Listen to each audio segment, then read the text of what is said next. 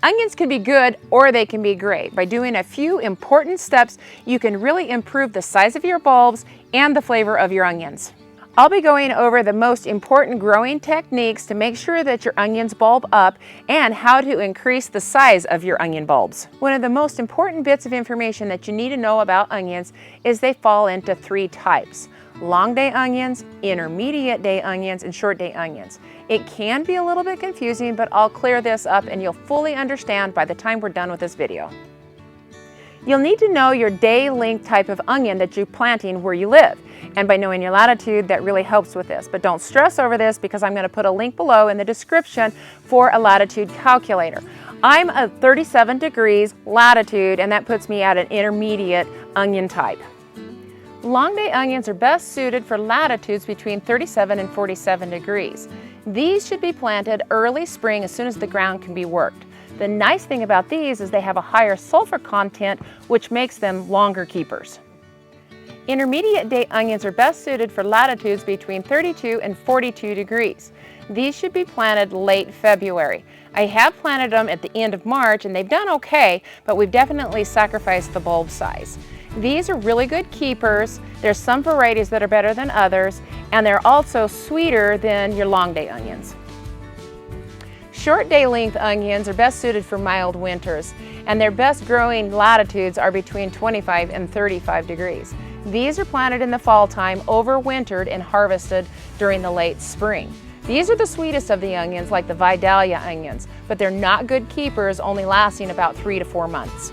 You'll notice that there's an overlap with these latitudes. So what that means is you can actually get away with planting a long day length as long as you're in the upper latitudes for your intermediate day. Or you can plant a short day length onion if you are in the lower latitudes of the intermediate day. Like the Walla Walla onion, it's a long day length onion. I'm intermediate, but because I'm in the upper part of that intermediate, I can get away with planting these, and they do pretty good here. I have tried to grow short day onions here as an experiment, and they don't do well at all. They usually just bolt right away, or they're really small.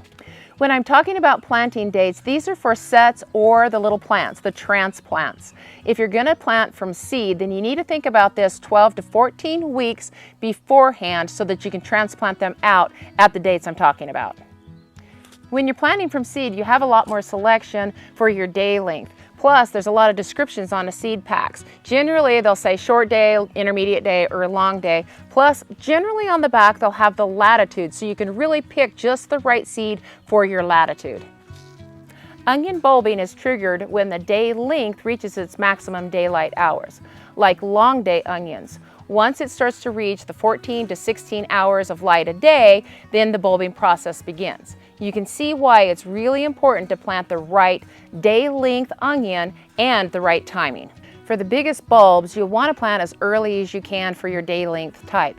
It's all about timing for your latitude. Like me, planting my onions in late March when they should have been planted in February, I definitely sacrificed the bulb size. It's really kind of cool how we have all of these different varieties for each of our different latitudes. There's a couple of different ways that you can find your onion starts. If you order plants online, then you get them in little bundles like this, and the roots will all look dehydrated, and some of the leaves are dehydrated too. But once you get these planted, then they bounce back really quick. You can also find them as little potted plants like this. So you just need to bump off the soil and then separate these and plant these individually. These both work really good for plants. There's also something called sets. So these are little onion sets. They're just a little bulb like this, and these are really easily planted as well. If you're finding this useful and you're new to our channel, subscribe and hit the bell for our new weekly content. Onions are biennials, and a biennial just means that it grows the first year and then the second year it produces seed. These little bulbs here, these are in their second year. And so why I like the plants better versus these is these have a higher tendency to go to seed right away. Although in some climates they do really well. But I prefer doing the plants better because they've done better for me in my climate. For you, you might want to try both if you've never grown onions and see what does best for you in your area. Onions like a lot of sunshine, so give them your sunniest spot in the garden. They also like rich, well-drained, and loose soil.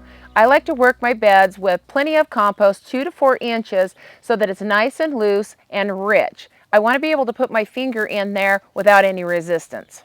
Once you've worked your beds and they're nice and loose, then add some well-balanced fertilizer to this because onions are heavy feeders. I like to use all-purpose, it's a 4-6-2, and I'll work this in just the top 1-inch layer because onions, they're shallow rooted and we don't need to go any deeper than that. The fertilizer will help generate root growth and also stimulate top growth. We want that top growth because that's where our carbohydrates are going to be stored. And once the onions start to bulb, then they'll use up those carbohydrates that are stored in the leaves. Now that our beds are all nice and prepared and loose, it makes planting really easy. We don't even need a shovel for this. With these little sets like this, we're just going to plant them right up to where the shoulders start to come in, right where that little point's at. We want that to be popping up out of the soil just a little bit. And then with these little starts here, we're going to plant them about 1 inch deep. And I'll just take my thumb with these little guys and I'll just push it down into the soil, and I can make my work really fast this way. Keep the distance between each of the bulbs or the plants about 4 inches for just regular sized onions. Now if you're doing Walla Wallas or Vidalias, these can get really big.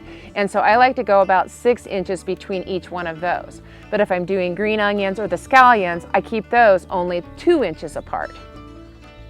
When we get all of our onions planted, we want to keep the soil evenly moist. That really helps with the development of the onions, especially in the beginning, all the way up to harvest though. Once I start to see my onions start to take off, I'm seeing some green growth.